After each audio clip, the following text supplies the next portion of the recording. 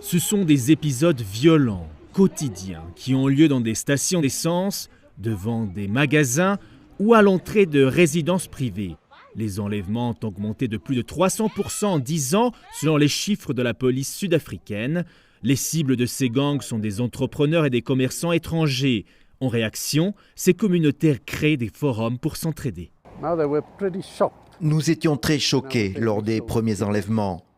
Notre travail, c'est de soutenir l'épouse et la famille de la personne qui est kidnappée.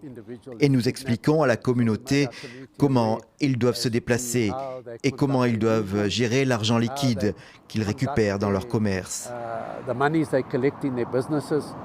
Près de 50 kidnappings ont lieu chaque jour en Afrique du Sud, mais tous ne sont pas déclarés. Certaines familles négocient en privé avec les ravisseurs, d'autres s'appuient sur des détectives privés comme celui-ci.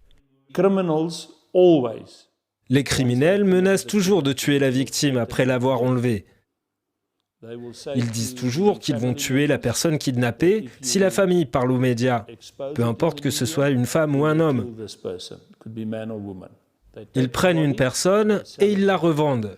Donc ce qui est important dans ces cas-là, ce sont de bonnes négociations et un bon travail d'enquête.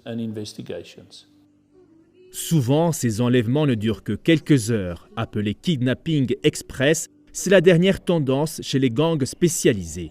Une façon d'obtenir rapidement de l'argent et de multiplier ces actes criminels. Avec l'augmentation des applications bancaires, il est devenu facile pour d'autres personnes de prendre le contrôle de ces applications et d'obtenir de l'argent. Nous voyons donc une hausse de ce type d'enlèvement et c'est également la raison souvent de carjacking.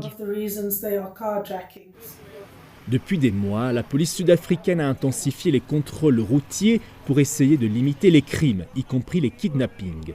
Près de 2000 personnes ont été arrêtées selon un communiqué publié par les forces de l'ordre, mais la vague d'enlèvements n'a toujours pas été endiguée.